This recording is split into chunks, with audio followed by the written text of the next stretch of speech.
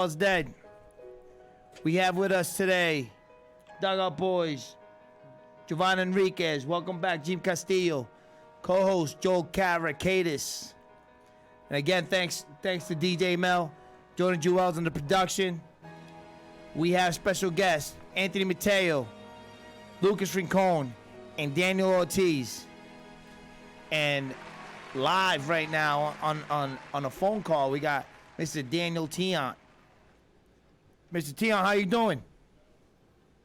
I'm good. I can't hear you guys too well. I was real staticky. You can't really hear us too well?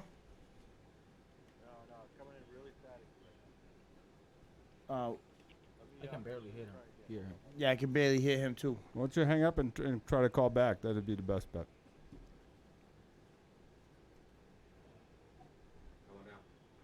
Call ended. He's gonna try to call back. So Daniel, that's That's Lewis's son. Lewis's son. What's he up to nowadays? He's working in the baseball world. Yeah, here he is again. Baseball's dead. 235 radio. Who am I speaking to? Dan Tion. Dan, can you hear me better now?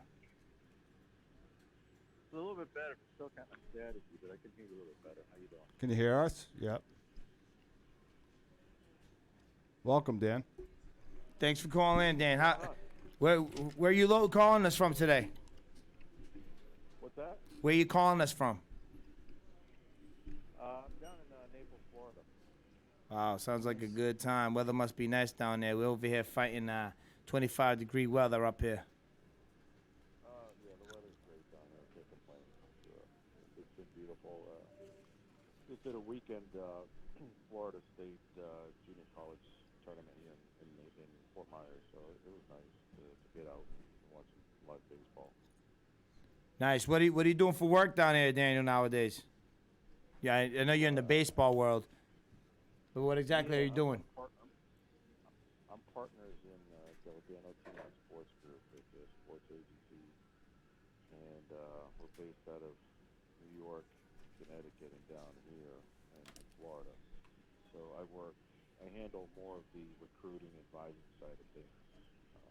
We'll be doing a lot more on the representation this year. So that's kind of what I do. Well, we got three of our top talents down here here with us today. You have any advice for these young folks?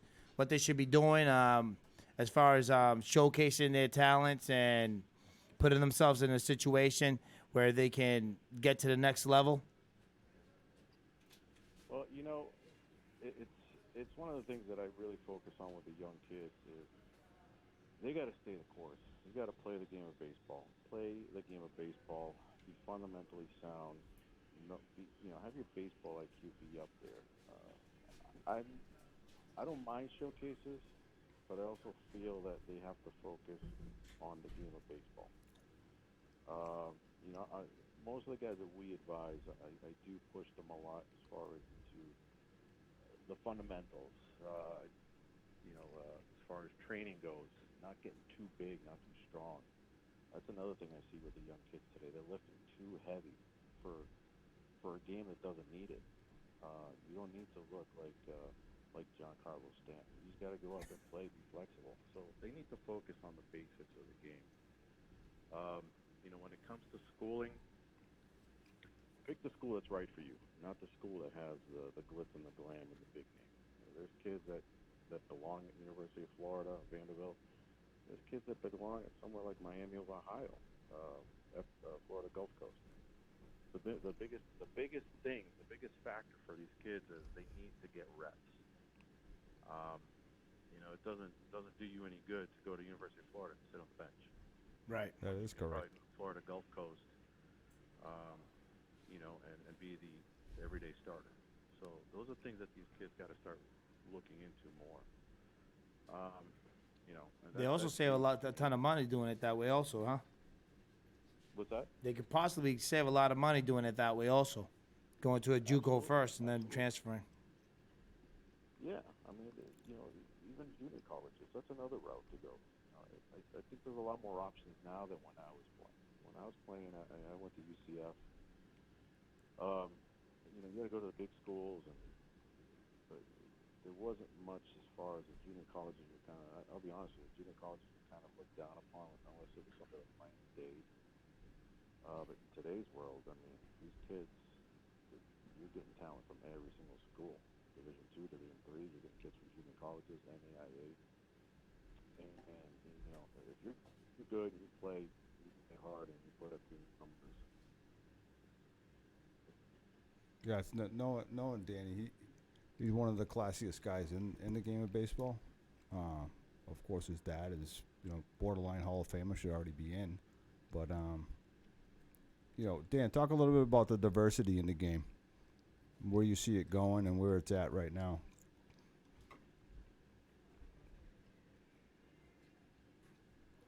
Dan, you with us? Think we lost him. Maybe it was his phone. Yeah. Dan, you with us? No, 235radio.com. That was Dan Tiant, son of Louis Tiant, great Red Sox great. Let's welcome our guest, Anthony Mateo, Lucas Rincon, and Daniel Ortiz. These guys, Joel, Jim, and Javon, you guys know that these two guys, they just came back from playing the perfect game, Martin Luther King tournament. They had great outings. Let's talk about it. Joel, what are your thoughts about their performance? We followed it a little bit. We touched base on their performance last week. What do you think? I think it went well. I mean, getting out of here and getting down there and getting reps, kind of what Danny said, kind of what our topic was last week, or the week before, was getting the reps. It's the only way you get better. You're going to face a lot of adversity. You're not going to succeed all the time, but being able to compete is the biggest thing. And what I got out of the tournament was talking to the coaches and the people that they were around. Was the real blessing is the feedback I got in regards to quality kids, competitors, good teammates, and they're always going to be wanted back. Right. And that's the number one thing. You could take the doubles, singles, the strikeouts, doesn't matter. You're sending quality kids down there to do a job, to have fun, but when the game starts, to be focused and to play the game right. And again, getting back to what Danny said, was fundamentals, knowing what's going on. You could be coached to a certain point, but if you don't have a baseball IQ, it's going to show. Right. 235radio.com. Joe, you're absolutely right. They have a big responsibility, not only to themselves, their families, but to their peers also. Them. We just had this conversation this week with Anthony and Chico about the responsibility they have with, we'll call them baseball brothers, like the younger generations coming in behind them, and them making sure that they have this positive attitude and always being willing to share their knowledge and give advice. Because when they're playing on a stage that high, kids look up to them like they're superheroes almost. Am I right? Yeah, you're absolutely right. So, Gene, what you got anything to add to these guys' performance this week? What you thought? I mean, overall, I believe they played great. It was good to see them down there and just keep grinding. What about you, Javon? Man, I was just happy to see you guys put on for the Northeast, man, and you guys showed that it doesn't matter where you're from. You guys put in the work. Might have been in the cages, at the dugout. It wasn't outdoors in the palm trees, but you guys still went on there and showed out because of all the hard work you guys been putting in. So, I'm proud of you guys and happy you guys put on for the dugout and for yourselves. It's a good thing to see. So, listen, I know that it's kind of it's tough to be here in the Northeast. It's cold out. I know that you guys we've had a mild winter. And I've seen you guys get out there, and you guys have been taking those at bats. Those guys have been taking those at bats in the outdoors. Let's see what we got here. We'll get right back to that. 235radio.com. Baseball's dead. You're live. Dan. Okay. Yeah. The phone call dropped.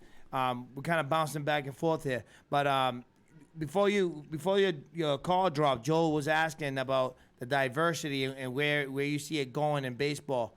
I don't know. I don't know if you know him, but I know he's a good friend of Joel's, so I would assume that you might know who he is. Enrique Calero, they call him Kike. Yeah, no, Kike, yeah.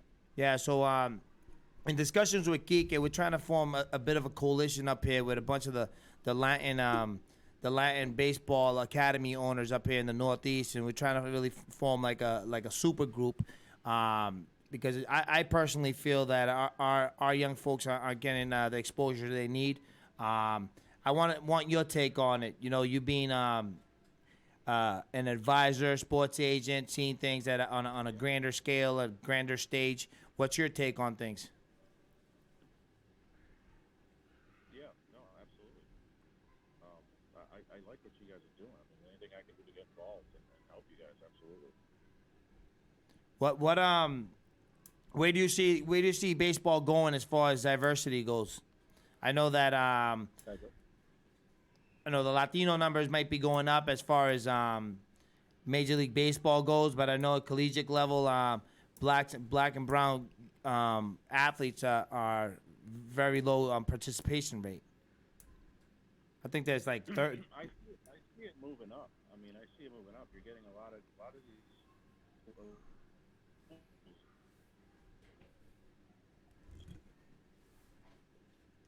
We're losing them. Daniel, we're gonna try to reach out to you somehow differently because we have a very hard time hearing you.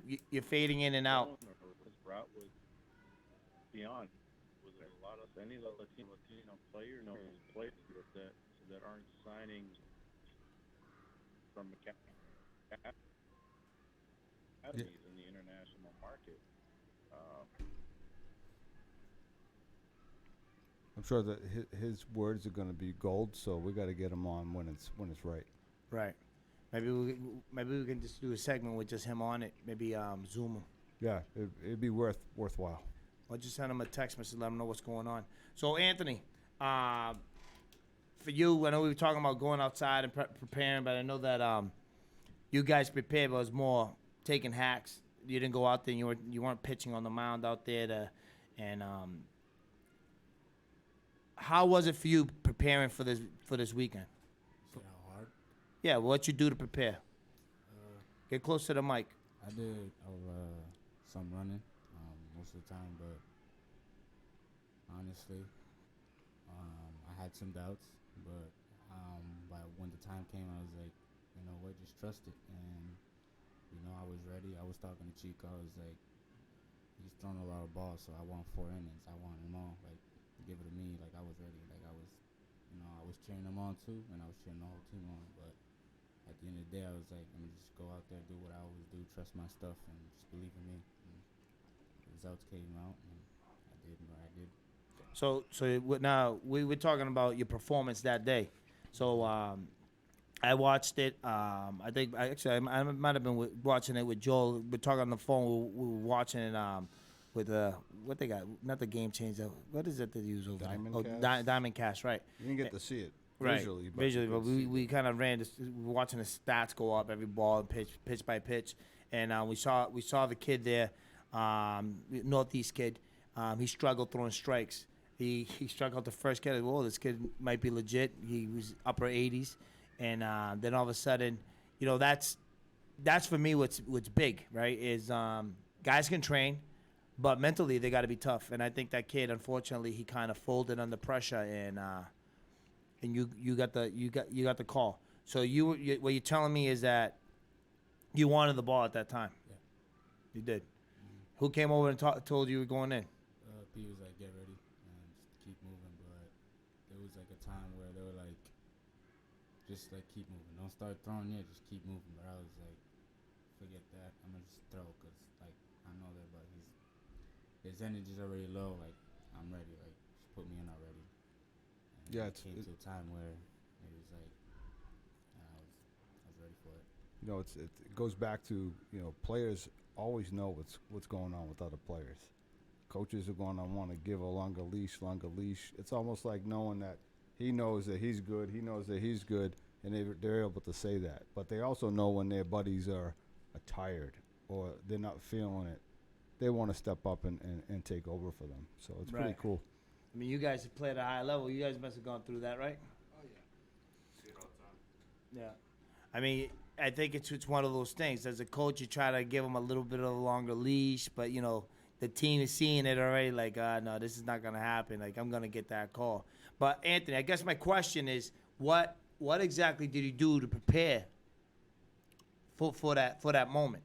Like, you know, we talk with these guys on a weekly basis. We know who the guys that are putting in work, and definitely you and Chico are definitely putting in the work right now. You guys are working hard. We guys are definitely working hard to get ready for the bigger stage. What did you do? What was your training ritual? What were you doing to get ready? I was running, stretching myself a lot because that's good for you. I started to eat healthy for a little bit. I was throwing with the towel, working on mechanics. Like obviously, the velo wasn't there like how it used to be, but I was just like working on mechanics. Kept working on mechanics. Before the game, like the first game was a doubleheader, so the first game I was just running, so my arm wouldn't hurt. But that's basically it, and I just left it all to God and went perfect. It did, man. You had a great outing. You know, it goes to say a long way with preparation is definitely key. What do you think about your velo? I mean, you think I've seen you hit 90 on the gun before. You know, and I know that this time out, I think he topped off at 8.3. I think 83 was his 83, 84, yeah, something like that. Yeah.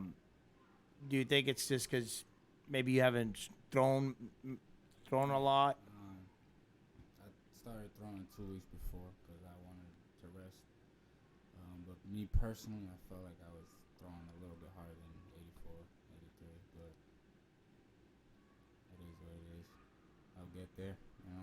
I'll tell you what, I think the biggest thing is the strike percentage is high, and I think it was at a 70%. yeah, and you're going to be able to pitch a long time if you're throwing 70% strikes. Right. The velo will come. Yeah, with age, size, a throwing program. I mean, he's an athlete, so he's more of that two-way type of guy. Probably a really good high school pitcher, unless he took it real serious. He's going to be able to play, in college positionally and be able to hit. Right. So, I mean, It's funny. I posted something the other day about with Anthony. I say, Anthony's hacking. Say our pitcher only hits better than most of your number 4 hitters. I seen that. That was kind of funny. It's Guys, both you guys pitched at college. What would you think contributed to that? To his velo being down? Do you think it could have been the lack of? Yeah, no. Every time, once you come off of an off season, you're coming right back into it. Your velo's always going to be down. You gotta be throwing consistently for weeks on weeks, close to like. You'll see your velocity start to get up after about like 5 or 6 weeks of consistently throwing long toss, seeing live hitting, throwing to live batters. Once you get that and you start really feeling your legs, you'll see your velocity go up in no time.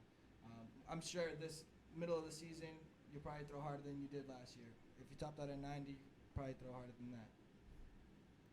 About you, G? I mean, he said that he started throwing 2 weeks before. Like, 2 weeks isn't going to be enough to see 90. You can ask anybody. Unless you hit 100s, then maybe. That's like a casual day. But to be able to consistently sit 88, 90, especially for a young athlete like Anthony, 2 weeks isn't not going to cut it. And it just comes down to throwing for a longer time, a month and a half, like Jovan said.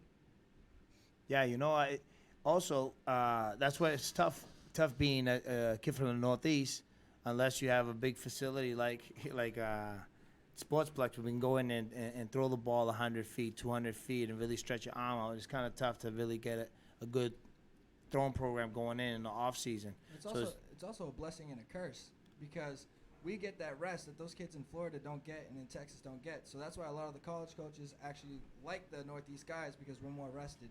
As to a guy that's playing down south who's playing nonstop, he might be exhausted, you know.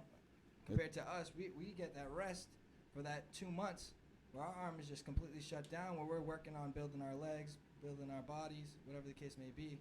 So I think it's a blessing and a curse. Joe, you we all know you've done some scouting in your past and stuff like that, and you still sought out for recruiting the top talent in the area. Is there any truth to that? Oh, very much so. I mean, you go back to kids that we see throwing here in New England, 79 to 84, the beginning of the season. And up here in April, it's freezing out. By the time the summer comes, you basically see what type of pitcher he is, what type of work he put in. And now all of a sudden, the 82, 83s or 88s, 90s. The same thing happened to give you an example of the kid Ben Bowden. Cool. Okay, Awesome. Ben, again, he played basketball, come off the basketball court, and right onto the baseball field. So when scouts are going to see him his senior year, it's 81, 83. It doesn't work. But if you paid attention to what he's done in the past, and he peaks at the end of the summer, it means he's got the innings in, his arm is healthy, and now he's in shape to throw.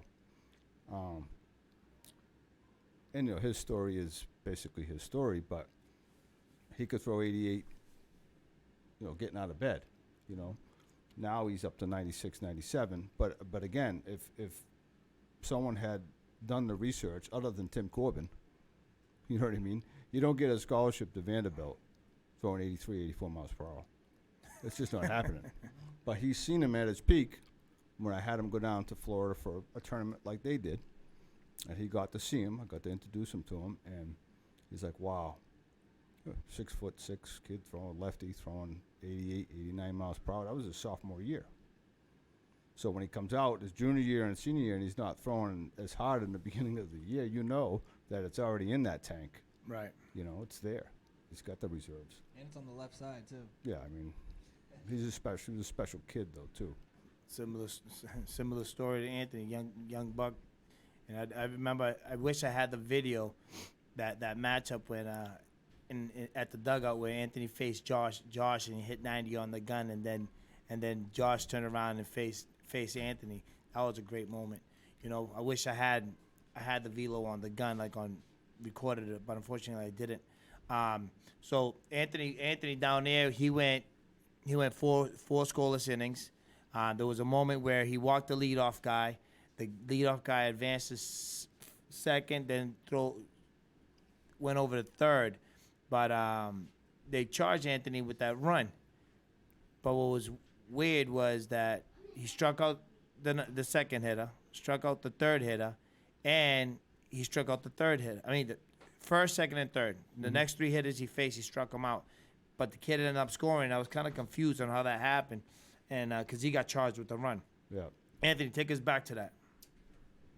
So after the guy was on second, he stole again, and it was like Speak up. Don't be afraid to speak up, young man. He was on second. He stole again, and then he stole third. And it was like a wild throw, so he scored. Okay. So you threw a wild pitch? No. The catcher did. He stole, and the catcher threw down third, and The ball ended up in left field? Yep. All right. So that was a scoring error on the scorekeeper's spot. Right. Because that's a E2. Yeah, basically. Right on. All right. So yeah, man, you had a great outing, man. I'm proud of you, Anthony. Now I want to shift gears to Chico. Chico. A lot of folks know Chico. They know him by Chico, but his real name is Deniel Ortiz. Daniel, say what's up. What's up? So Daniel, your story is a special story, and I'd like to share your story because I remember when we first took our team, it was Johnny Hernandez was coaching that team with Jovan at the time, and I just kind of sat back like the GM and did some scouting and stuff for him. But Chico was a part of that team. I think at that time you might have been 14 years old, right? Yeah, I was 15. You were 15? Yeah, about 15. You just turned 15. Yeah. So we took him down to New Jersey for a tournament, and I told the kid, I said, "You're gonna go down as a pitcher only," and he's like, "Coach, I'm not a pitcher." I said, "Well, do you want to go?" He says, "Yeah." I said, "Well, you're gonna be a pitcher." He said, "But I'm not a pitcher." I said, "Well, if you want to go, you're gonna be a pitcher." Right. And you're not going to get on the field as anything else. And he went down there. If he wanted to go, he went down there. He actually jumped on the mound. How long that last? One hitter? 2 hitters? Nah, like an inning. Like an Nah, inning? Yeah. Oh, so you did all right.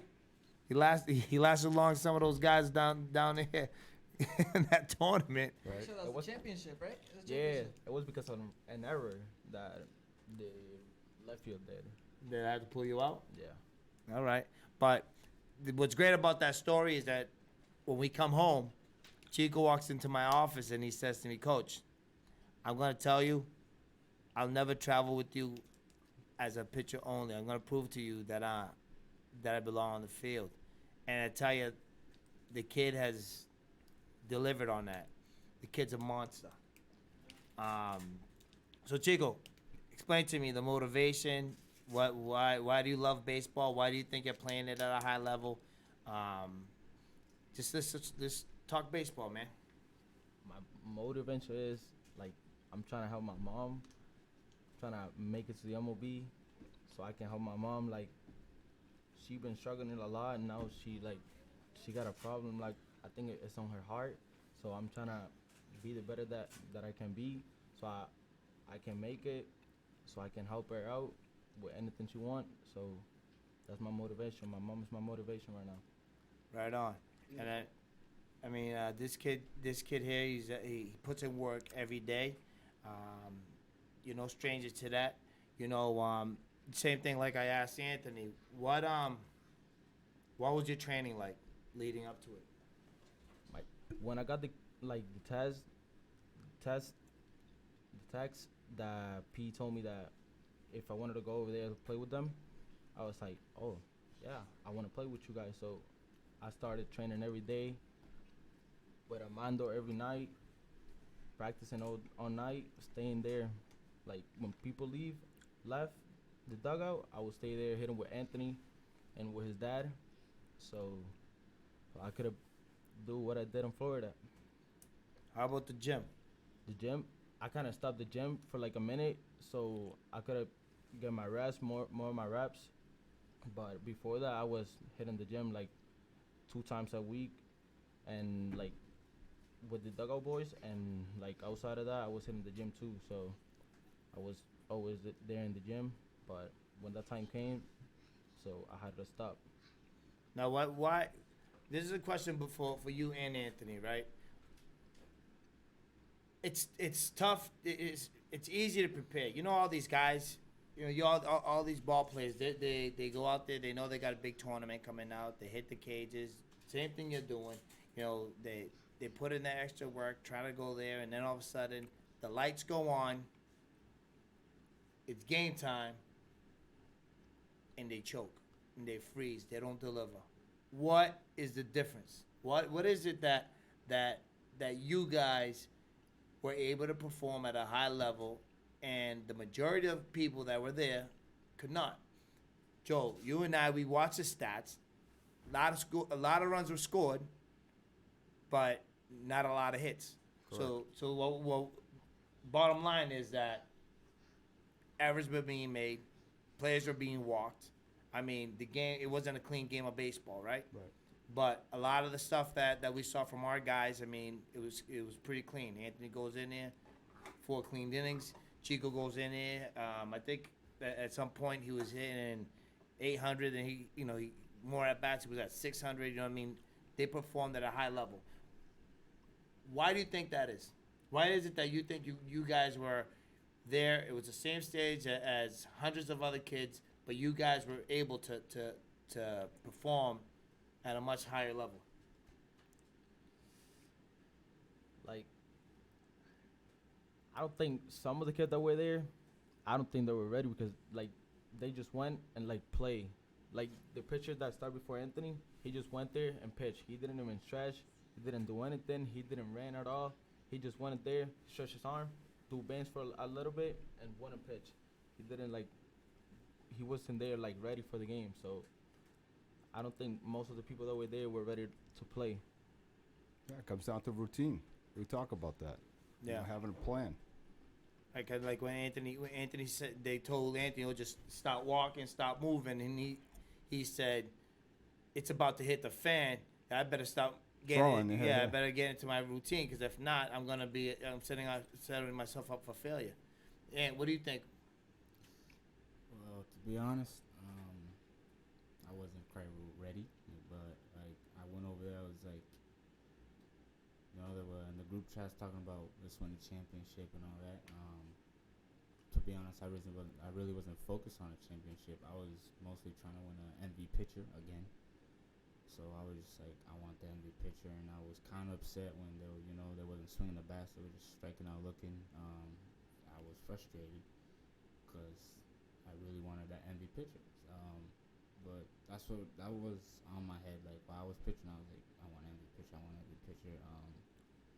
That was just my main focus, to come back with something. With a plaque?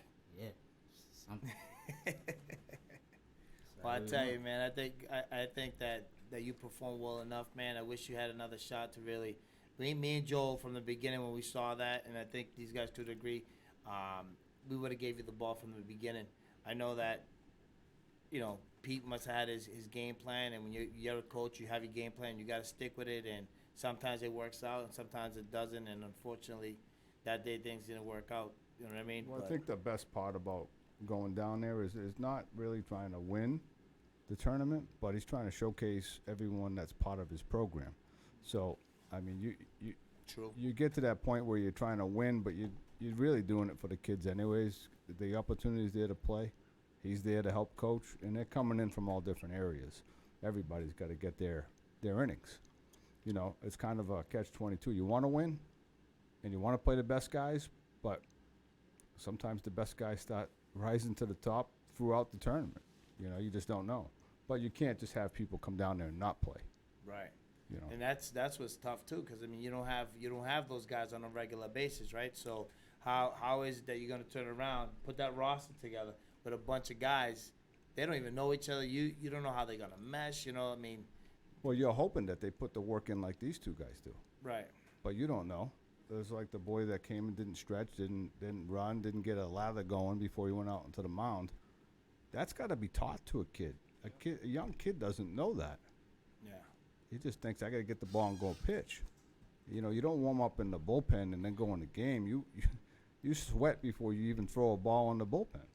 But again, if you don't know, you only know what you know, right? So if you were never taught, you wouldn't know that.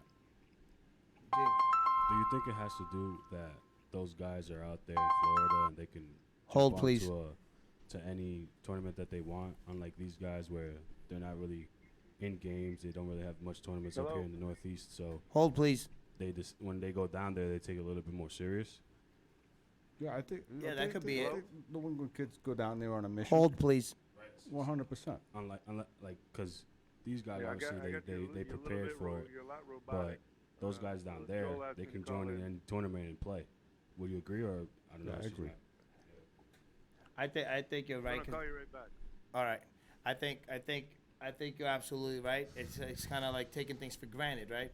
I mean, you're sitting there, I'll go to this tournament, but I can also go to next week's tournament, and we'll go to next week's tournament. And I'm going to play 40 games no matter what. Right. So, I mean, you might be right here. Hold on. We got a phone call coming in. Let's see what this is about here. 235radio.com. Baseball's dead. Who am I speaking to?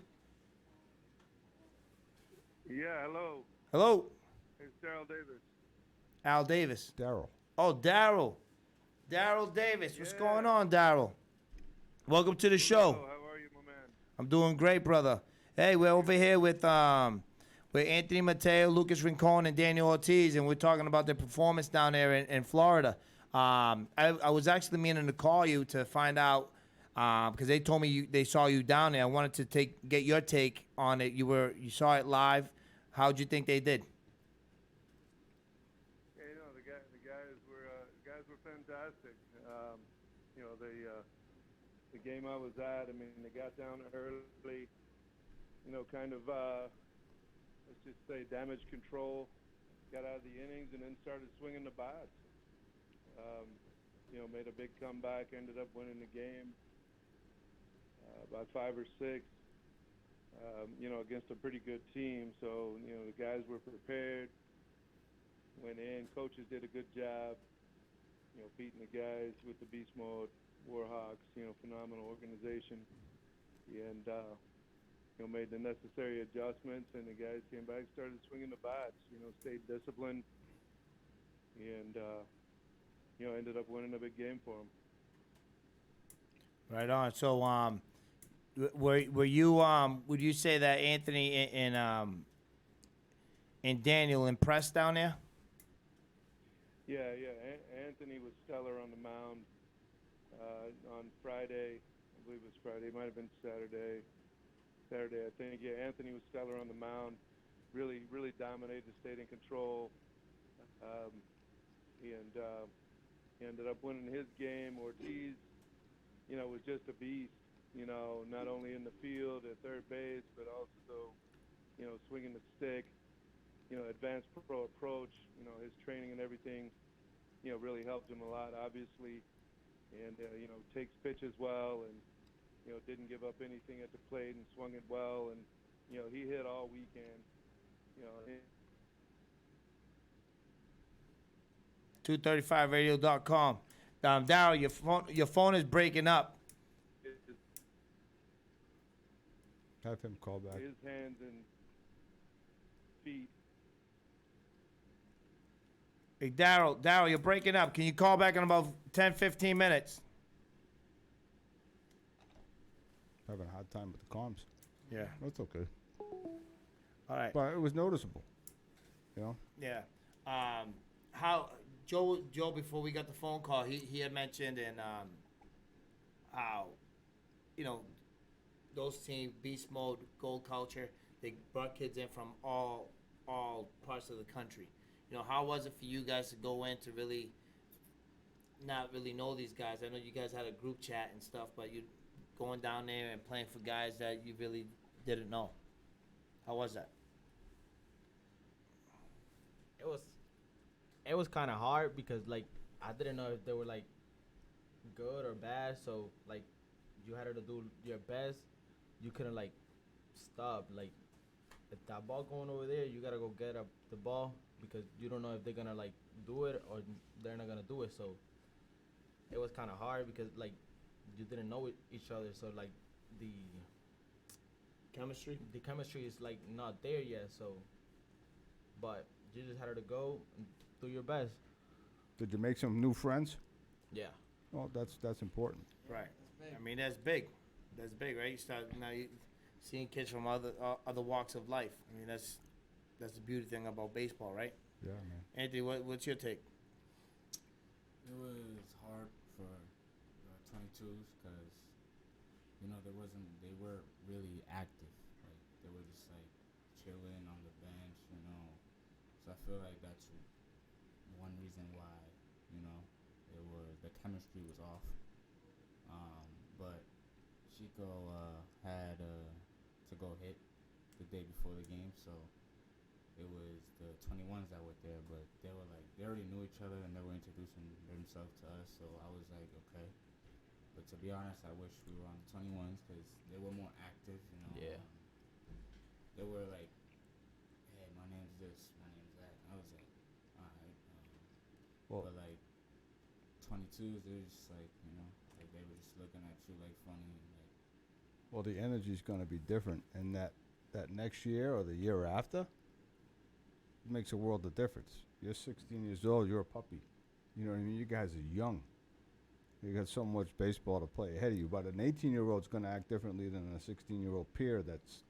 You might be physically gifted and physically bigger and stronger than your peers, but in baseball, it doesn't matter if you're 30 or the 21-year-old rookie. You got to play against each other. You know, chemistry might not be there now, but that organization is going to have young guys down there and figure out who is the personable kid, who is the jovial kid, who is the likable kid. You know, they're not going to bring back kids that have zero energy. I can guarantee you that.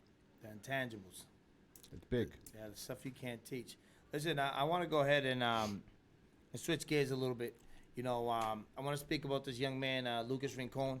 So Lucas Rincon, he's been with us for quite a while. He was one of the original dugout boys back in, let's say, 2018 when we first opened the dugout. This young man, 2 years ago, he's one of our starting catchers. He actually was our premier catcher, and he was catching at a very high level. And then all of a sudden, he got news that he had to have Tommy John. So not only did his junior season flop because of the pandemic, and going into that junior season, he had a great summer. It's a kid with great opposite field power, great stick.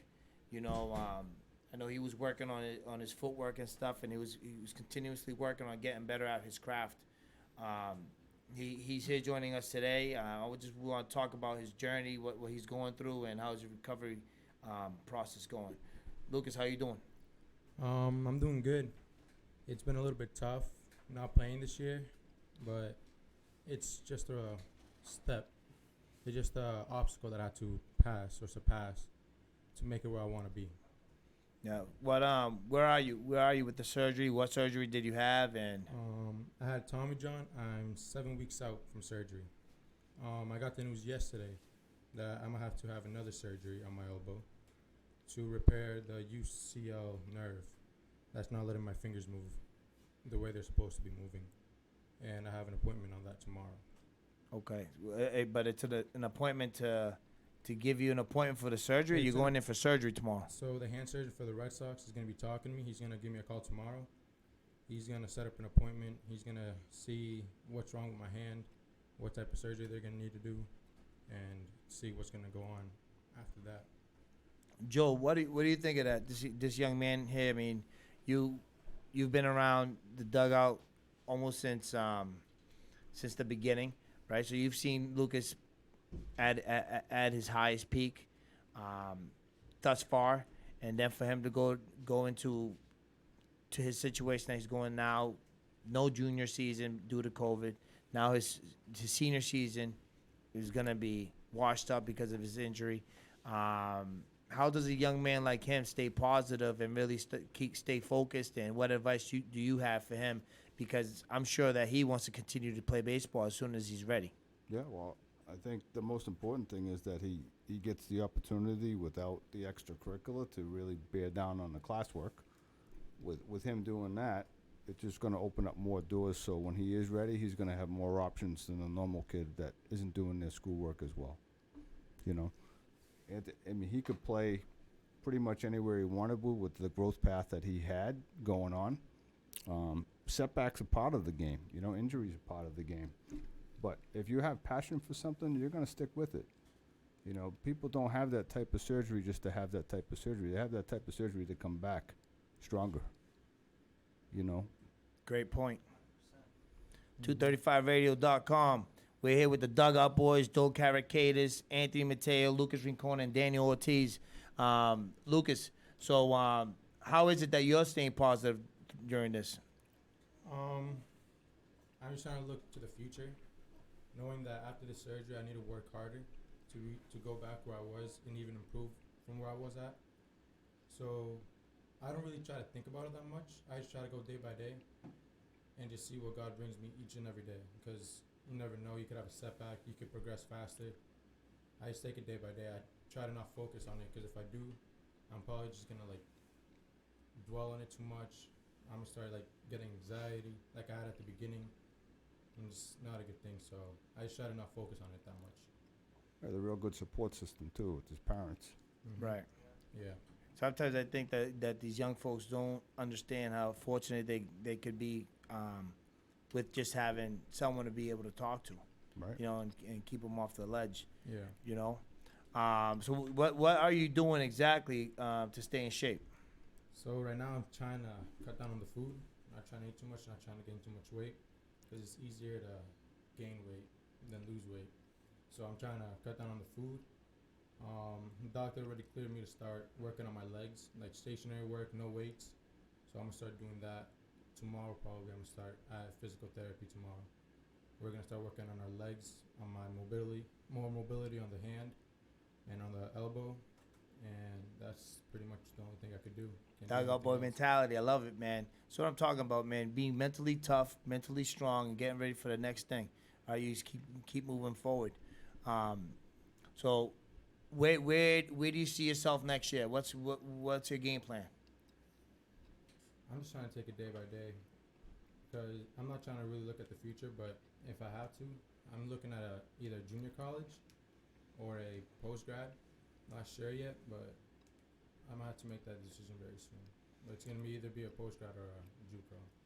So, Joe, in order to make that decision, I know these are conversations you and I have about our athletes. Would you think, depending on his grades, go post grad or junior year? Is that going to be the approach on a situation like this? He might be working so hard he's going to be itching to get back on the field, and a junior college around here might not be suitable as opposed to a warm weather climate where he's going to play his 50, 60 games. I don't think he needs a post-grad year. You listen to the young man talk. He's really mature for his age, and the setback that he's having, he's on top of. And again, the support system's going to play a role in that. That he may not be that young man that needs a 13th grade, an extra post-grad year. He probably is mature enough to go out and play. Doesn't matter what level of it is in college, but he's probably ready to go off to college. You heard it here first. Get you behind the college, man. I think it's important what Joel said about making sure your grades are right. We had this conversation. It's almost like a weekly conversation we have with Anthony and Chico about making sure. I mean, right now these guys are playing at a high level. I actually did get a call. I mean, I didn't mention it to these guys, but I did mention it to you, and I know that you're gonna do some vetting. But I know that Louisiana, Lafayette, Texas A&M, Arkansas, Little Rock, and Butler have all shown interest in Anthony and Chico. Those are all Division I schools. I mean, Texas A&M, It's a monster school. that's a big school, man. And for a couple kids from the Northeast to getting noticed by a school like that, man, kudos for them. Kudos to their hard work and trusting the process. I think that it's very easy for these young kids right now to get distracted, get enticed. Mm-hmm. What's the other word I'm looking for? Pulled to do certain things, right? And they've stayed on track.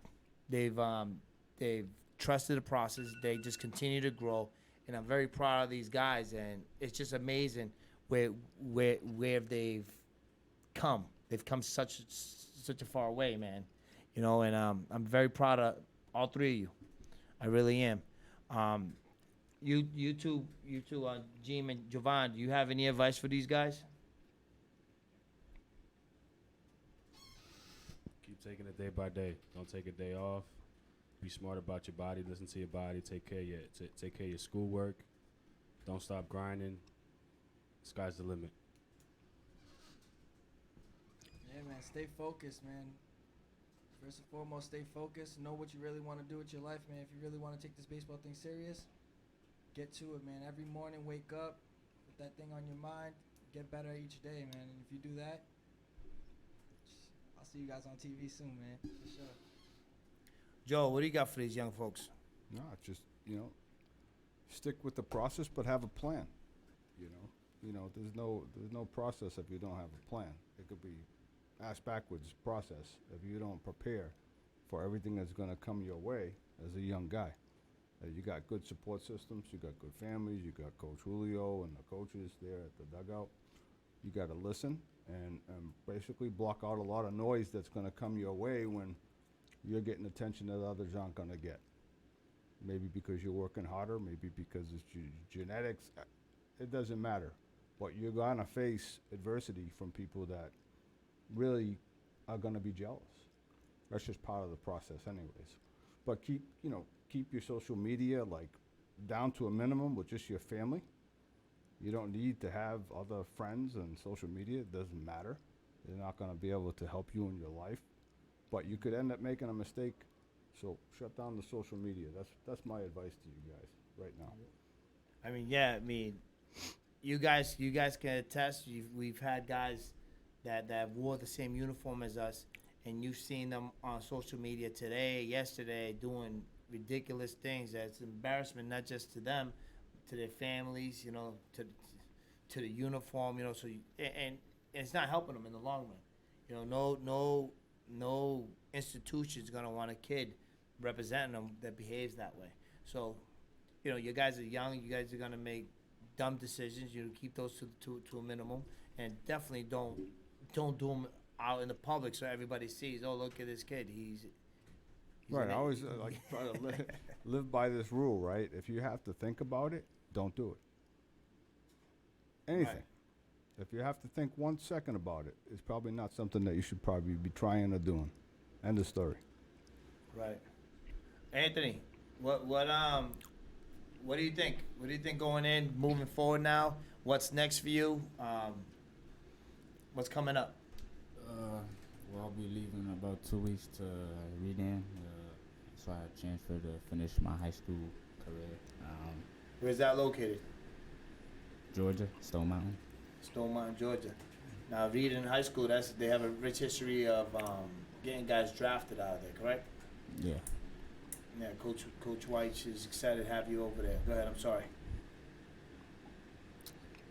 I'm really looking forward to starting my season. It's 3 weeks away, so we'll see what that has in store for me. But probably won't start, but when my opportunity comes, for sure I'll be ready. Right on. That's a great attitude to have, kid. And I'm sure that as soon as you get your opportunity, it's go time, and you'll shine, kid. You just continue to work hard. Lucas, how about you? What's in the future? Same thing I've always had. The goal never changes. Minor setback. When I come back, I'm pretty sure I'm going to come back better than ever. I'm not going to stop working. Everything's going to be the same after when I come back from this injury. Everything's going to be the same. Better. Even better than I was right now. Right on. Daniel Ortiz, what do you got? My goal? Yeah. What do you got coming up? Your goal? I mean, I know you got that the big pre-draft event coming up, right? Yeah. Tell us a little bit about that. In July, I'm gonna be going with the Warhawks to. They haven't told me where it is yet, but I'm gonna be doing a pre-draft. It's a secret society those guys got. Small world, the baseball world. It's a pre-draft. Yeah. So I'm gonna keep working hard. So when that time comes, I'm gonna do good. Be ready for that. So Yeah. I'm sure you're gonna do great things. The things about the Warhawks too. Another great opportunity you have. I think they have like 79 guys in the bigs right now. I mean, that's a big deal, man. Guys in the Northeast, guys from Lynn, Massachusetts aren't doing that. They don't know. They're not getting those opportunities. So guys better wake up and really understand what's going on. You know, for you to go out there and have an opportunity to go to that pre-draft event with the Ohio Warhawks and an organization that produced guys like Mookie Betts and Chris Bryant and them guys. I mean, that's a big move for you. So, and I know that as soon as you land, you're going to start making noise because that's what you're built to do, kid. All right? How about as far as schools go? for school, we just started practicing yesterday. So yesterday was our first practice, like over like a year, I think. No, like like 4 months. Too long. Let's Yeah. just say that. Yeah, we haven't had a practice like on like a year. Yeah, so I just want to be ready for my high school season. So I just trying to do my best to get my body in shape and keep grinding every day. Right on. St. Mary should be pretty good, you think? They got a shot to make the playoffs? They might even have playoffs this year, huh? I don't think so. I don't think they might have playoffs. Who knows? Yeah, what a mess. But that is a school that's getting people in the classrooms, you know. Right, They've right. done everything in their power to make it, as normal as possible throughout this pandemic. So, Yeah, they're shout doing- out to those people. Yeah, they're doing a great job with that. So, Chico, make sure you continue to do the right thing in the classroom. That's my advice to you. That's my advice to Anthony, and always my advice to Lucas. Also, I think that you can never go wrong with getting good grades. Good grades will never shut doors on you guys. Understand that. So, continue to work as hard as you do, and great things will come your way. If anybody got anything else, we good? I want to thank Daniel Tion for calling in. Of course, man, that was a great call. I think he'll have his own segment next week. That'd be great, because we got some great stuff to talk about. And I want to thank also Daryl Davis for calling in. And guys, that's 2:30. That's Baseball's Dead, episode 8, 235radio.com. Special thanks. DJ Mel's back. He's a little late, but he's here. Jordan Jewels, DJ Hectic on the production. Dugout Boys, Joel Catacadis, Anthony Mateo, Lucas Rincon, and Daniel Ortiz. Thank you, and we out.